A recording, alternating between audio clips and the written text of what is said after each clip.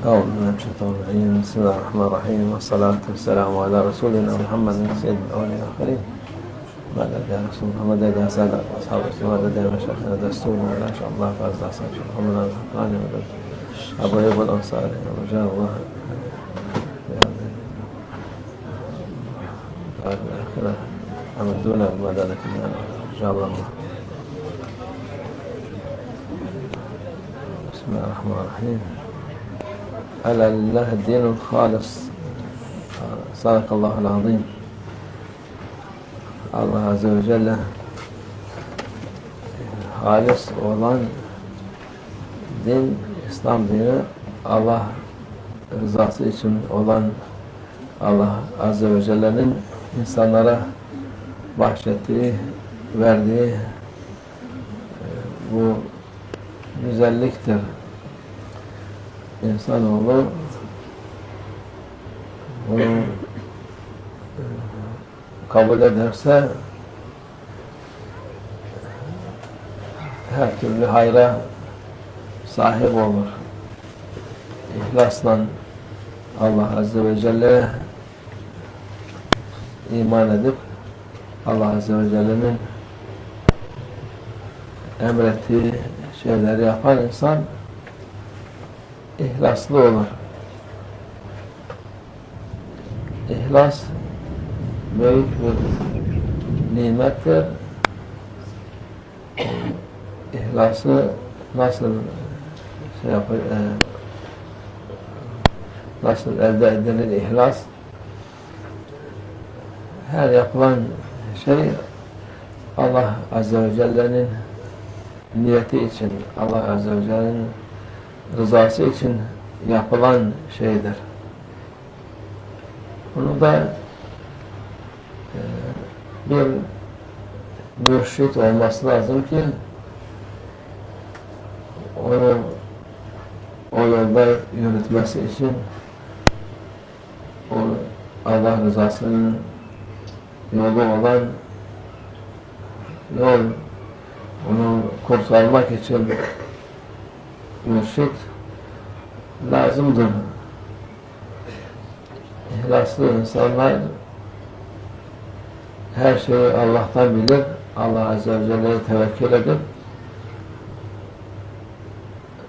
büyük rahatlıkta olurlar.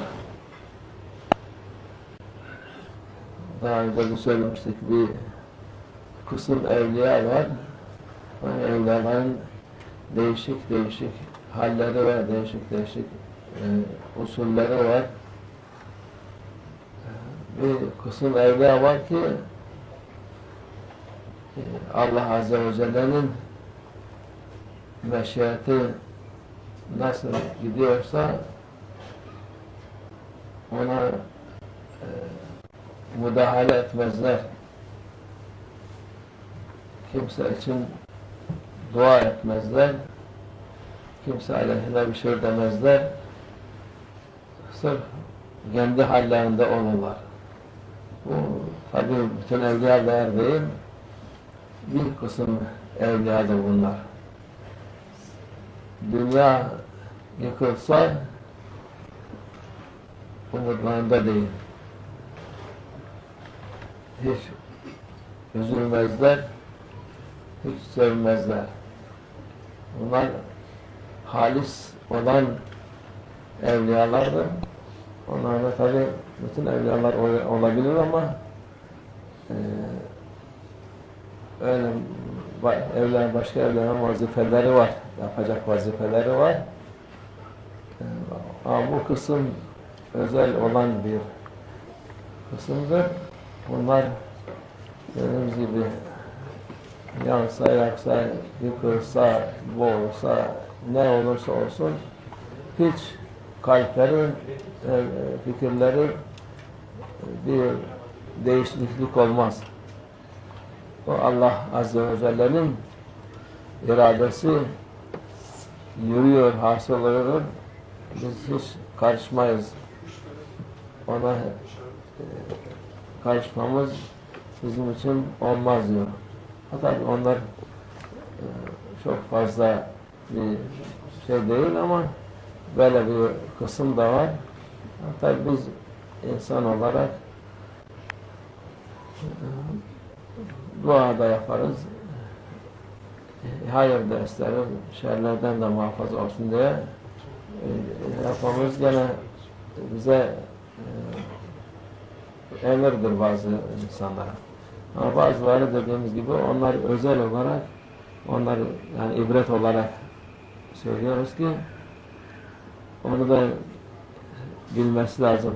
Mümin ihlaslı olması için bunu da bilmesi lazım ki böyle bir evliyalar var. Bu evliyalar hususi özel bir şeylerdir. Bunlar onların işine karışan olursa, yani kalbinde bir şey olursa onların içinde çıkar. Sayıları az dediğiniz gibi. Şimdi burada derler 3'ler, 5'ler, 7'ler, 40'lar falan. Onlar da değişik. Ama bu dediğimiz daha değişik. Ötekilerin vazifesi var. Peygamber sallallahu aleyhi ve sellem diyorum. Bihim tumtanun, bihim tumsanun, bihim turzakun diyor. Öteki evliyaların vazifeleri var. Onların yüzü suyu hürmetine yağmur gelir, rızık verir, zafere ulaşılır. Onlar da vazifeleri öyledir. Onlar da onu yapacaklar. Onun için bu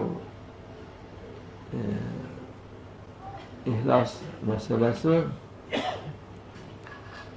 doğru yoldan sapmamak lazım.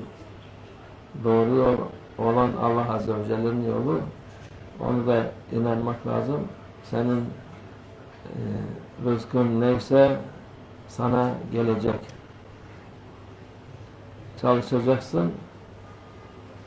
Rızık Allah Azze ve Celle herkese bir değişik bir yoldan rızık vermiş. Helalından rızık almaya bakmak lazım. Çalışan insan Allah Azze ve Celle ona yardım eder. Allah rızası için gene talebi, ben bu rızkımı kazanıp çoluk çocuğu geçindireyim, onları iyi olarak yetiştireyim diye bakması lazım. Ya baktığı insanlar da iyi insanlar olsun diye ileride onlar başkalarına, sana, insanlığa faydalı olsunlar. Faydalı insan o kimdir ki? İmanlı insan. İmanlı insanları yetiştirmek mühimdir.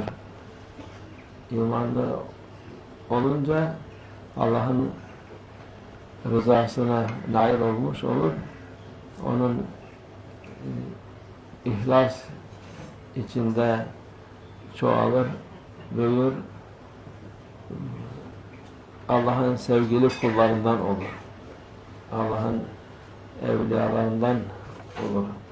Allah'ın evliyası illa keramet yapacak değil.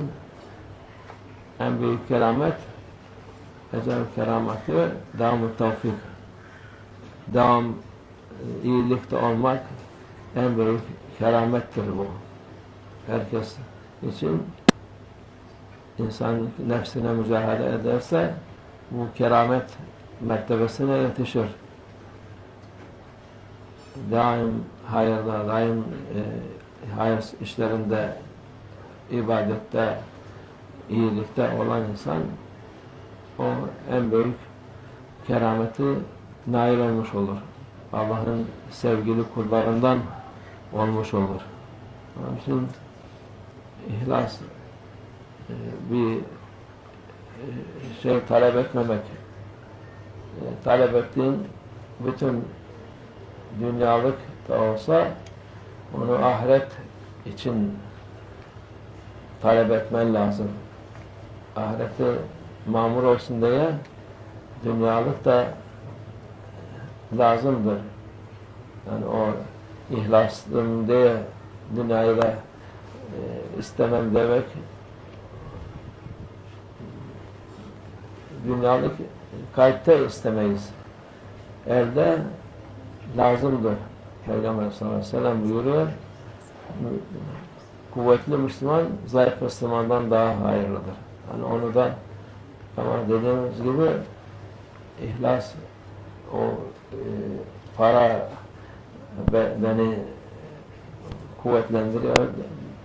Ben parayla her şey yapıyorum diyor da para Allah rızası için, hayır hasenat için, kendine, ailene iyi bakmak için, ümmete faydalı olmak içindir. Elinde gelen onu yapsın. Ama sırf para için olan insan ihlaslı değildir. Kalbinde para muhabbeti, başka şey olmayan insan, onun ihlası yoktur. İnsanlar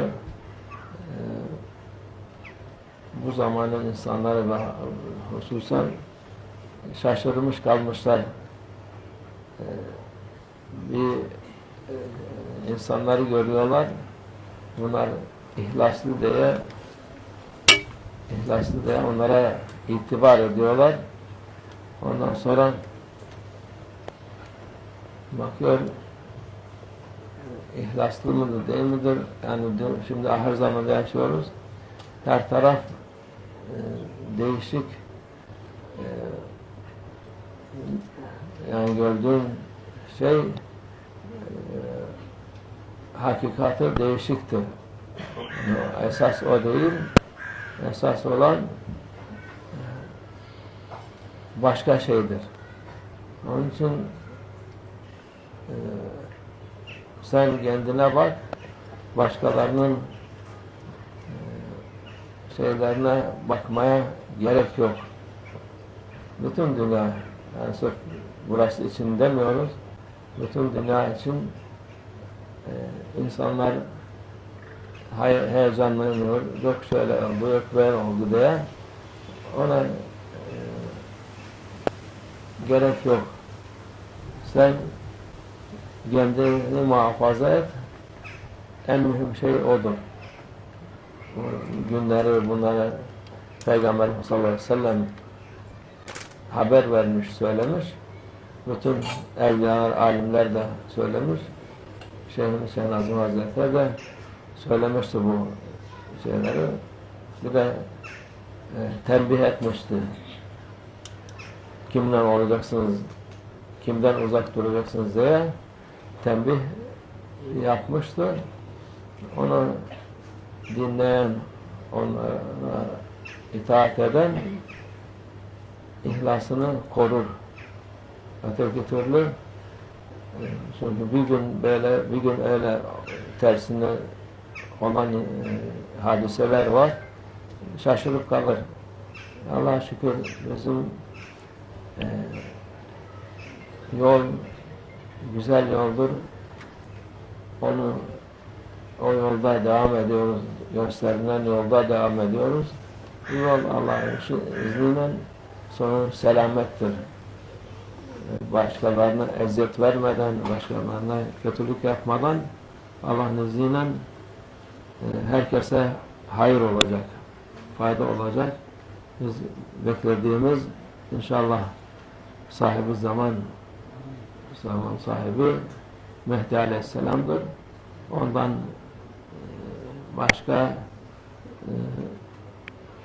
başkasına itibar etmek gerekmez. Onun yolunda olanlara itibar edilir. Onu kabul etmeyenler kendileri bilir. Onlara da biz karışmayız. Sen mücevheri bulmuşsan onu muhafaza et. Başkasına akıl vermez.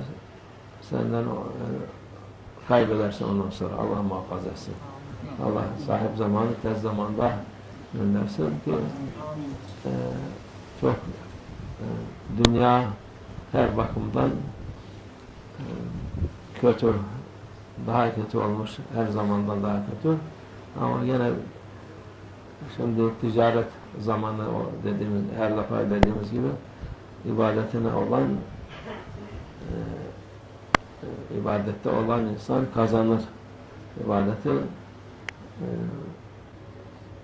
zorluklar da olduğu için daha fazla Allah ecri sevap verir ona. Allah hepimize ecri sevabını ziyade etsin inşallah. Allah razı olsun hepinizden. İnsanlara da Allah hidayet versin. Allah muhafaza etsin insanları. İnsanlar, zulüm altında çok insanlar var. Zulüm olunan insanlar var. Bir de bazı insanlar öyle atalarımıza, geçmişlerimize daha yalan yanlış iftiralar atıp dururlar. Allah onları da ıslah eylesin. Biz onlardan beriyiz. Çünkü Allah Azze ve Celle'nin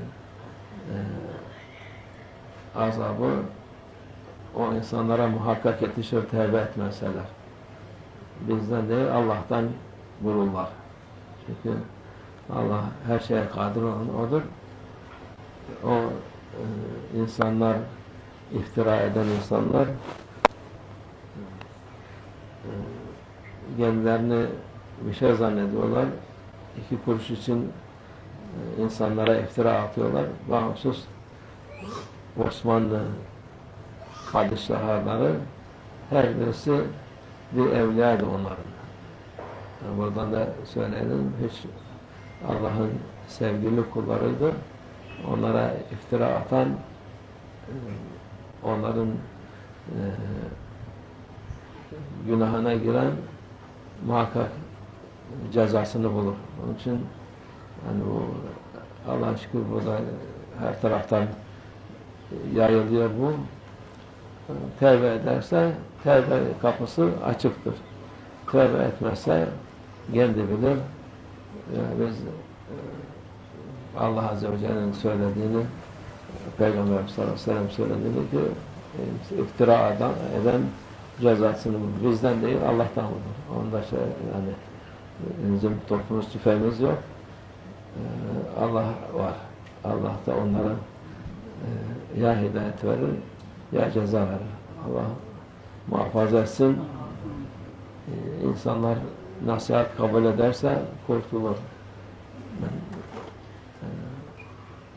Nasihat kabul etmeyen pişman olur. Allah nasihatı kabul edenlerden eylesin. Vallahu tevfik. El-Fatiha.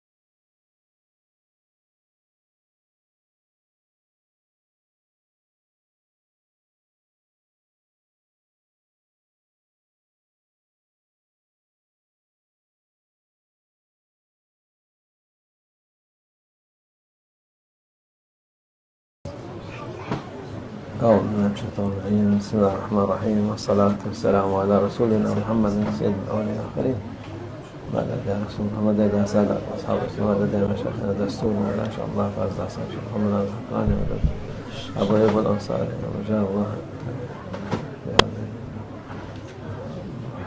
الآخرة أمدونا بمدادة إن شاء الله. بسم الله الرحمن الرحيم. ألا لله الدين الخالص صدق الله العظيم. Allah Azze ve Celle halis olan din, İslam dini. Allah Almighty says that the religion of purity, the religion of sincerity is Islam. Rızası için olan Allah Azze ve Celle'nin insanlara Allah Almighty commands people to dedicate themselves to Him and to be sincerely for their Lord Allah Almighty. bahşettiği, verdiği bu güzelliktir. And Allah Almighty has granted Islam to humanity as a way to acquire sincerity and dedication to their Lord Allah Almighty, and this beauty and this grand and divine gift of Islam is a provision by Allah Almighty, and it is a beauty granted to people. İnsanoğlu bunu kabul ederse her türlü hayra sahip olur. If people accept this reality and live accordingly, they will be obtaining and acquiring all kinds of benefits. İhlasla Allah Azze ve Celle iman edip It is through sincerity, and it is with sincerity that we must believe in Allah Almighty. Allah Azze ve Celle'nin emrettiği şeyleri yapan insan ihlaslı olur. And those who are meticulous about fulfilling the orders and commands of Allah Almighty will be proving their sincerity, and they will have believed in and have faith in their Lord Allah Almighty with dedication and with sincerity. İhlas büyük bir nimettir. Sincerity is an enormous favor. İhlası nasıl And how can we obtain that great virtue of sincerity? nasıl elde edilir ihlas? How can we acquire that sincerity?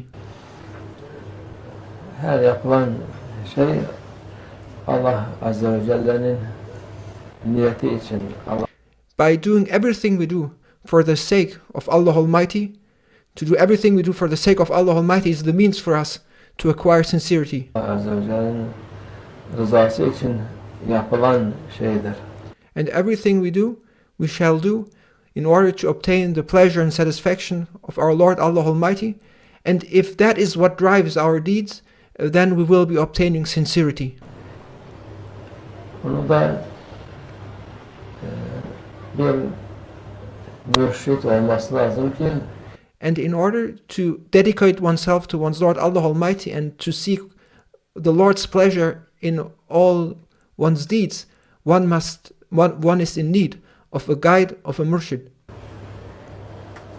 onu o yolda yürütmesi için One needs to be taught how to live for the sake of Allah Almighty and how to do everything for the sake of Allah Almighty with sincerity.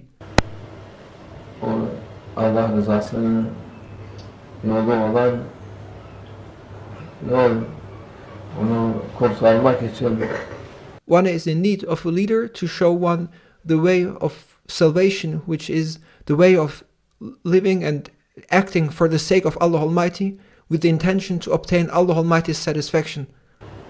mürşit lazımdır. It is the murshid, that spiritual guide, who will show you the way of sincerity, of how to dedicate oneself and your deeds for the sake of obtaining Allah Almighty's satisfaction. İhlaslı insanlar her şeyi Allah'tan bilir. Those who sincerely believe in Allah Almighty believe that everything happens through the will of Allah Almighty, Allah Azze ve Celle'ye tevekkül edip and those who sincerely believe in Allah Almighty fully trust in Allah Almighty.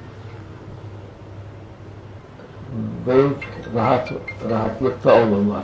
And it is through that trust and through that dedication with their sincerity that they feel inner peace and inner rest. Daha önce de söylemiştik, bir kısım evliya var. O evliyaların değişik halleri ve değişik usulleri var. There are many awliya, and there are very many various types of awliya, and there are many awliyas who have various states. Bir kısım evliya var ki Allah Azze ve Celle'nin meşiyeti nasıl gidiyorsa ona müdahale etmezler. And there are many awliyas who have different and distinguished types of characters, and there's one certain type or one group of awliya who are renowned for not interfering with anything Allah Almighty does. They know that everything happens through the will of Allah Almighty, and they do not interfere in the course of action of things in this world. Kimse için dua etmezler. Kimse aleyhine bir şey demezler. And they also do not make supplications, and they do not also speak ill of anyone, and they do not speak of anyone. Sırf kendi hallerinde olurlar. They fully focus on themselves only. They do not concern themselves about others. Bu tabii bütün evliyalar değil. Not every awliya is like this. This is a certain type of awliya. Bir kısım evliyadır bunlar. And there is a special group of the friends of Allah Almighty, the holy ones, the awliya, who have this type of character. Dünya yıkılsa umutlarında değil. Even if the entire world got destroyed, they would not care. Hiç üzülmezler, They would not be sad, hiç sevmezler. and they would not complain about anything at all. Bunlar halis olan evliyalardır. They are sincerely and purely for their sake of their Lord Allah Almighty, and they have fully dedicated themselves to the will of Allah Almighty, knowing that everything happens through Him. Onlarda tabi bütün evliyalar olabilir ama öyle başka evliyaların vazifeleri var, yapacak vazifeleri var. And as we said, there are different types of awliya who have different characters, and this is based on what their tasks are in this world. There are different awliya who have different tasks and who have to do certain things based on their divine command. Bu kısım özel olan bir kısımdır. But that group we speak about is a very special group which is distinct from other awliya. Bunlar dediğimiz gibi yansa, yaksa, yıkılsa, boğulsa, ne olursa olsun They do not let themselves be influenced by anything at all, whether they are in fire, whether they are drowned, whether they are under ruins. They do not care. They are not interested in what happens around them. hiç kalpleri, fikirleri bir değişiklik olmaz. There is no alteration, and there is no change of mood or thought within their hearts or within their minds. O Allah Azze ve Celle'nin iradesi yürüyor, hasıl oluyor. They have fully dedicated themselves to Allah Almighty, and they are in full compliance and in alignment with the will of Allah Almighty, and they have accepted that everything happens through the will of Allah Almighty, and thus they do not interfere with the course of action of things in this world. Biz hiç karışmayız. Ona karışmamız bizim için olmaz diyor. And they say, we do not interfere with anything, and we have no authority to interfere with anything, as everything happens through the will and command of Allah Almighty. Fakat onlar çok fazla bir şey değil ama böyle bir kısım da var. There are not many awliya like this, but again, this is to highlight that there is a group of such awliya. Hatta biz insan olarak dua da yaparız. We, however, as ordinary people, of course, we make supplications, we beseech our Lord Allah Almighty for certain matters. Hayır da isteriz. We ask Allah Almighty for His blessings, for goodness, Şerlerden de muhafaza olsun diye and we ask Allah Almighty for protection from bad events or evil things. yapmamız gene bize emirdir bazı insanlara. And we do so as we are commanded and required by Allah Almighty. And these types of prayers and supplications are, even for a certain type of awliya, are commands of their Lord Allah Almighty. Ama bazıları dediğimiz gibi onlar özel olarak, onları yani ibret olarak söylüyoruz ki onu da bilmesi lazım. Mümin ihlaslı olması için bunu da bilmesi lazım ki. But again, we have mentioned that very special group of awliya who does not interfere with anything, not even through their prayers, because they are happy with the way things are and do not interfere with how things are, because they happen as Allah Almighty wills things to happen.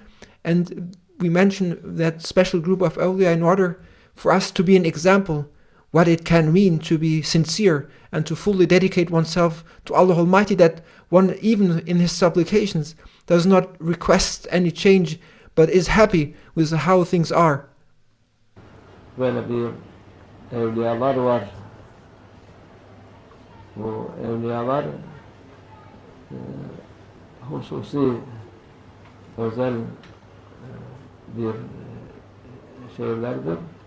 These awliyas who are like this are very special ones, and there are only a few who are like this with this specialty. Bunlar onların işine karışan olursa, yani kalbinde bir şey olursa onların içinde çıkar. Sayıları azdır dediğimiz gibi. And their number is limited. And if one of among them would want to change something, even if it was just a slightest thought in their hearts or in their minds, they would no longer belong to that very special group of awliya who do not interfere with anything, not even in their prayers. Şimdi burada derler üçler, beşler, yediler, kırklar falan onlar. There are special types and groups of people. There are the Holy Three, there are the Holy Five, the Holy Seven, the Holy 40 awliya, and thus there are various distinct groups of awliya. Onlar da değişik. And these and every single group of those awliya, they are special and distinguished in their own manner. Ama bu dediğimiz daha değişik. But that group of awliya which we have just mentioned is very distinct. Ötekilerin vazifesi var.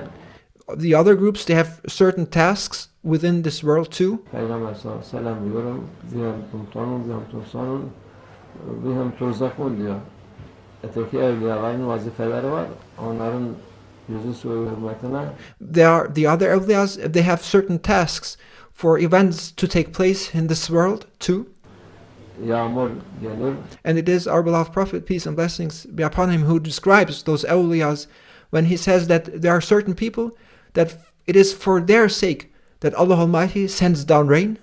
Rızık verir. It is for their sake Allah Almighty gives sustenance. Zafere ulaşırlar. And it is for their sake that Allah Almighty grants victory. Our beloved Prophet thus describes the awliya, the friends of Allah Almighty, the holy ones. Ulaşılır. Onlarda vazifeleri öyledir. And thus there are these certain and various types of awliya who are responsible for certain things to happen in this world, and there are these awliya who have these special tasks. Onlar da onu yapacaklar. And they are obliged and required by the divine order to fulfill their tasks. Onun için bu ihlas meselesi doğru yoldan sapmamak lazım. Sincerity requires one to not deviate or go astray from the right way. Doğru yol olan Allah Azze ve Celle'nin yolu. The right way is the way of Allah Almighty. Onu da inanmak lazım. And this is what we must believe in. Senin rızkın neyse sana gelecek. And you must believe and trust in your Lord Allah Almighty with sincerity. And also when it comes to the matter of your sustenance, you must know that Allah Almighty has provided for you your sustenance and that your sustenance will reach you. Çalışacaksın. Of course, you should work for your sustenance. Rızık Allah Azze ve Celle herkese bir değişik bir yoldan rızık vermiş. Because Allah Almighty has created causes and means for everything in order to occur, and one must seek those means in order to obtain the sustenance what Allah Almighty has destined for oneself. Helalından rızık almaya bakmak lazım. And when we seek the means in order to obtain our sustenance, we must make sure that we only resort to ways and manners that are halal. Çalışan insan Allah Azze ve Celle ona yardım eder. We must not perform prohibited actions, but must always make sure that what we do is halal, and then Allah Almighty will support us in our efforts. Allah rızası için gene. Again, everything we do must be for the sake of Allah Almighty, and thus our search for our sustenance must also be for the sake of Allah Almighty. Talebi, ben bu rızkımı kazanıp çoluk çocuğu geçindireyim. Oh my Lord, I seek your sustenance in order to take care of my children, of my family. Onları iyi olarak yetiştireyim diye. Oh my Lord, I seek your sustenance in order to raise my family children well. Bakması lazım. And it is with this intention one must seek one's sustenance. Ya baktığı insanlar da iyi insanlar olsun diye ileride. And one must seek the sustenance in a pure manner so that those children who are then raised become good people themselves. Onlar başkalarına, insanlığa faydalı olsunlar. So that those children themselves will become good human beings themselves who contribute to society at large. Faydalı insan o kimdir ki? And who are good or beneficial people? İmanlı insan. A good person who has faith. A person who has faith is a good person. İmanlı insanları yetiştirmek Therefore, we must raise children with faith. mühimdir. And it is important to raise them with faith. İmanlı olunca Allah'ın rızasına nail olmuş olur. And if you show effort in order to raise your children, in order for them to be human beings with faith, then you will be obtaining Allah Almighty's satisfaction, and Allah Almighty will be pleased with you that you have raised your children this way. Onun ihlas içinde çoğalır, And then sincerity within yourself will increase. büyür, Allah'ın sevgili kullarından olur. And as you thus do everything for the sake of Allah Almighty, and also make sure that your family and children shall be for the sake of Allah Almighty, Allah Almighty will increase your sincerity and make your sincerity grow and make you happier and happier. Allah'ın evliyalarından olur.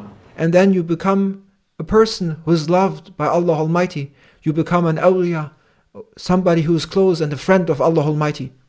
Allah'ın evliyası illa keramet yapacak değil. To be an awliya does not mean to perform extraordinary acts or to perform miracles. En büyük keramet, ecel kerameti, devam-ı tevfik.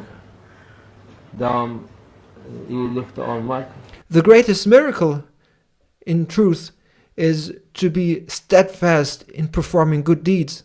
En büyük keramettir bu. To be steadfast and to be continuously performing good actions is the greatest of all miracles. Herkes için insan nefsine mücadele ederse One needs to struggle and fight one's ego. bu keramet mertebesine yetişir. And as you constantly fight against your ego in order to perform good actions and to please your Lord, you will reach that station of sainthood. Daim hayırda, daim hayır işlerinde, ibadette Try to be always after good deeds, good actions, and to perform deeds of obedience of Allah Almighty.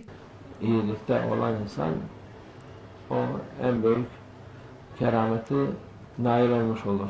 A person who constantly does good things has shown proof of having performed the greatest of all miracles. Allah'ın sevgili kullarından olmuş olur. The one who is steadfast and constantly performs good deeds and never gives in, but is continuous in what he does in goodness, has become a servant who is dear and loved by Allah Almighty. Onun için ihlas bir şey talep etmemek. Talep ettiğin bütün dünyalık da olsa onu ahiret için talep etmen lazım. Sincerity means to only ask and seek Allah Almighty's pleasure and satisfaction, and even if it's about matters of this world, one should never seek one should never seek to do things for the sake of this world, but even if it's matter of this world, one should perform those things for the sake of Allah Almighty in the hereafter. Ahirette mamur olsun diye dünyalık da lazımdır. If you do things and one needs to do things in this world, then one should not do it for the sake of this world, but for the sake of the hereafter. Yani o ihlaslım diye dünyayı da istemem demek dünyalık kalpte istemeyiz. Elde lazımdır. To be sincere in one's faith does not necessarily mean to leave this world aside. What it means more precisely is to not let this world enter one's heart. One lives in this world and one cannot avoid this life, and thus one must live according to the circumstances, and it is okay to hold this world within one's hands, but one should not let this world enter one's heart. That is what it means to be sincere. Peygamber sallallahu aleyhi ve sellem buyuruyor, kuvvetli Müslüman, zayıf Müslümandan daha hayırlıdır. Because our beloved Prophet, peace and blessings be upon him, says that a Muslim who is strong, also from a worldly perspective, is more beneficial than a Muslim who is weak. Yani onu da ama dediğimiz gibi ihlas, o para beni kuvvetlendiriyor. Ben parayla her şey yapıyorum diyor da para. But one should not misinterpret these words and now strive only after worldly power in order to become more powerful just for the sake of this world. But sincerity means that this world and the power of this world is just a means to be a servant of Allah Almighty, and one should not make the power of this world to be one's goal or one's aim. Allah rızası için, hayır hasenat için, kendine, ailene iyi bakmak için. One should only seek worldly matters and worldly means in order to make one's Lord Allah Almighty pleased and to take care of one's family and to raise one's children well, Faydalı olmak için, and to contribute to society and to be beneficial to people. Those are the intentions one should have when seeking worldly matters, but one should not seek worldly power just for worldliness itself, but in order to please one's Lord. elinde gelen onu yapsın. Ama sırf para için olan insan ihlaslı değildir. A person who seeks money for the sake of money or for the sake of power cannot be a sincere person. Kalbinde para muhabbeti, That person rather has the love of money in his heart. başka şey olmayan insan And when there's love of money in one's heart, then there's no place for something else or someone else. onun ihlası yoktur. And then there is no sincerity in that person. İnsanlar bu zamanın insanları ve hususen şaşırmış kalmışlar. People of these days are confused and they don't know. Bir insanları görüyorlar. Bunlar ihlaslı diye onlara itibar ediyorlar. And people can't see things clearly, and they are misguided by wrong people, and they look at people and they think of those people to be sincere ones. Ondan sonra bakıyor ihlaslı mıdır değil midir? Yani şimdi ahir zamanda yaşıyoruz. Her taraf değişik. And then they follow those people who then turn out to be in fact not sincere. Yani gördüğün şey hakikati değişiktir. We now live in the end of times, and this end of times is characterized by the fact that things are in their essence not the way they appear. Esas o değil. Things appear differently than they are in reality. Esas olan başka şeydir.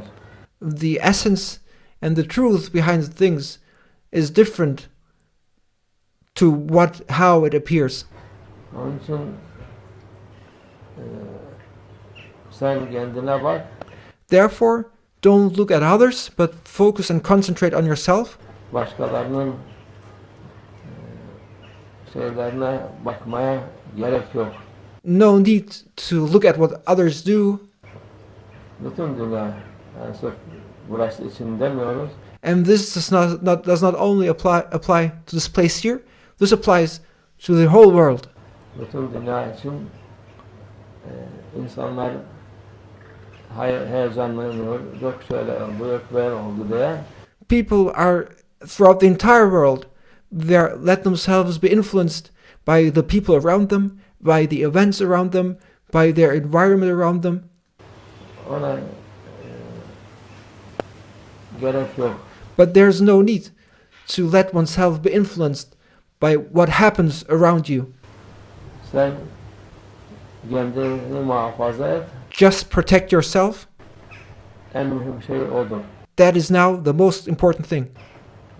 Bu günleri bunları Peygamberimiz sallallahu aleyhi ve sellem haber vermiş, söylemiş. We now live in the end of times, which our beloved Prophet, peace and blessings be upon him, has informed us about.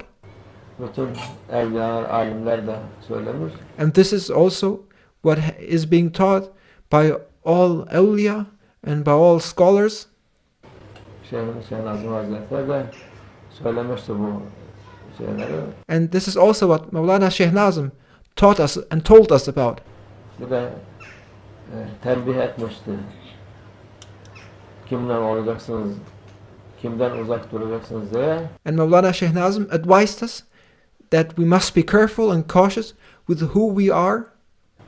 Tembih yapmıştı. And Mawlana Şeyh Nazım thus warned us about who to be with and who to not be with. Onu dinleyen, ona itaat eden ihlasını korur. And those who listen to that advice and that recommendation will win, and they will manage to preserve their sincerity. Öteki türlü çünkü bir gün böyle, bir gün öyle tersine olan hadiseler var.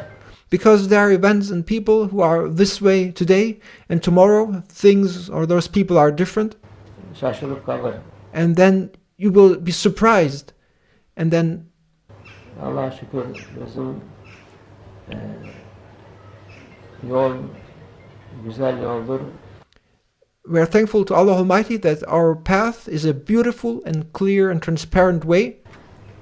O yolda devam ediyoruz. Yol gösterilen yolda devam ediyoruz. And we continue to follow the way as it was shown. yol Allah'ın izniyle sonu selamettir.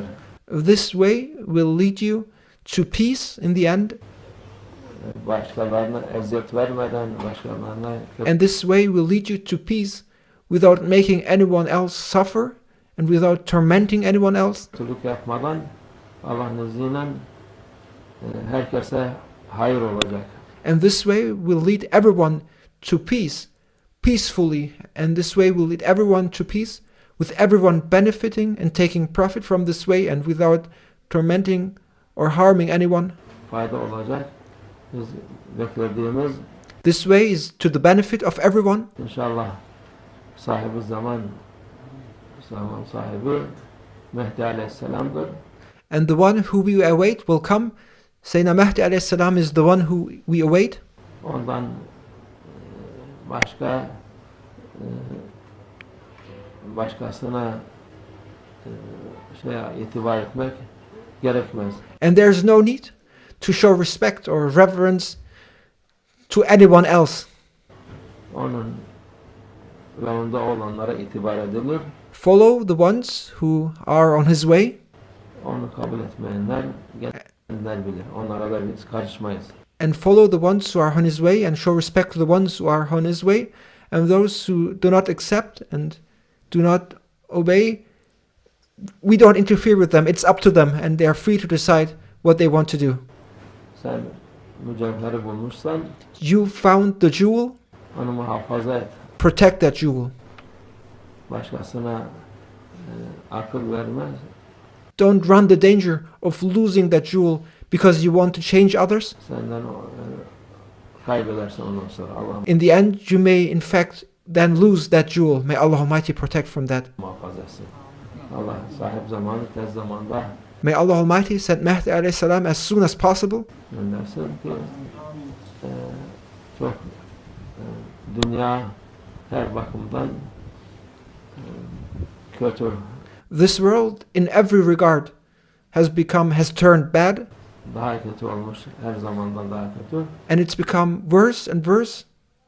Ama yine şimdi ticaret zamanı o dediğimiz, her defa dediğimiz gibi But now is the time of trade. ibadetine olan ibadette olan insan kazanır. It is time to reap rewards for praying and showing obedience, and those who show obedience to the Lord Allah Almighty will be winning. İbadeti zorluklar da olduğu için daha fazla Allah ecri sevap verir ona. And Allah Almighty will reward you manifold in these difficult times if you remain steadfast in worshipping Him, Almighty Allah. Allah hepimize ecri sevabını ziyade etsin inşallah. The amounts of rewards to be obtained in these difficult times if one worships Allah Almighty are greater than ever. Allah razı olsun hepinizden. May Allah Almighty be happy and pleased with you all. İnsanlara da Allah hidayet versin. And may Allah Almighty guide humanity. Allah muhafaza etsin insanları. And may Allah Almighty protect humanity. İnsanlar zulüm altında çok insanlar var. Humanity, many people are under oppression. Zulüm olunan insanlar var. Bir de bazı insanlar öyle atalarımıza geçmişlerimize daha yalan yanlış iftiralar atıp dururlar. Allah onları da ıslah eylesin. And there's also a different kind of oppression now ongoing, where we see people spreading rumors and lies about our ancestors. May they change and stop spreading such lies and rumors about our ancestors. Biz onlardan beriyiz. We have nothing to do with such people who spread lies and rumors about our ancestors. Çünkü Allah Azze ve Celle'nin azabı o insanlara muhakkak yetişir tevbe etmezseler. And if they don't ask Allah Almighty for forgiveness, they must know that Allah Almighty's vengeance and wrath is upon them. Bizden değil Allah'tan vururlar. We won't do anything, we won't punish them, but they must know that if they don't ask for forgiveness for their lies and their rumors they're spreading, Allah Almighty's punishment is due on them. Çünkü Allah her şeye kadir olan odur. Because He, Almighty Allah, is the one who's capable of everything. O insanlar, iftira eden insanlar kendilerini bir şey zannediyorlar. He, Almighty Allah, has the power over everything. Those who spread lies and rumors think of themselves to be something, İki kuruş için insanlara iftira atıyorlar. and they spread lies for the sake of 2 pennies. Mahsus Osmanlı padişahları And they spread lies in particular about the Ottoman sultans. her birisi bir evliyaydı onların. But every single Ottoman sultan was an awliya. Buradan da söyleyelim, hiç We, Allah'ın sevgili kullarıydı. we declare this from here, that every single sultan of the Ottomans was an awliya and was a beloved servant of Allah Almighty. Onlara iftira atan onların günahına giren muhakkak cezasını bulur. Those who spread lies and rumors and speak ill of the Ottoman sultans, they will be held accountable, and they have violated the rights of those great ancestors, and they will be punished if they don't ask Allah Almighty for forgiveness. Onun için hani bu Allah'a şükür burada her taraftan yayılıyor bu. And may this declaration be spread everywhere through these channels and means. Tevbe ederse tevbe kapısı açıktır. The door of repentance is open, and they may ask Allah Almighty for forgiveness for their rumors and the lies they have been spreading. Tevbe etmezse kendi bilir. But if they don't ask for forgiveness, then it's up to them, and they must accept what will await them. Biz Allah Azze ve Celle'nin söylediğini, Peygamber sallallahu aleyhi ve sellem söylediğini ki iftira eden cezasını bulur. Bizden değil, Allah'tan bulur. And this is what Allah Almighty, what our beloved Prophet, peace and blessings be upon him, said, that those who spread lies and rumors, they will be punished by Allah Almighty. Onda yani bizim topumuz, tüfeğimiz yok. There's no need for us. We don't have weapons or cannons or anything. Allah var. But there is Allah Almighty. Allah da onlara ya hidayet verir ya ceza verir. And Allah Almighty will either guide them or He will punish them. Allah muhafaza etsin. May Allah Almighty protect us. İnsanlar nasihat kabul ederse kurtulur. And if people accept good words and good advices, these good pieces of words, they may be saved. Nasihat kabul etmeyen pişman olur. But those who reject these good words, advices, they will regret. Allah nasihatı kabul edenlerden eylesin. May Allah Almighty make us become those who accept good advice. Ve Allah tevfik el Fatiha.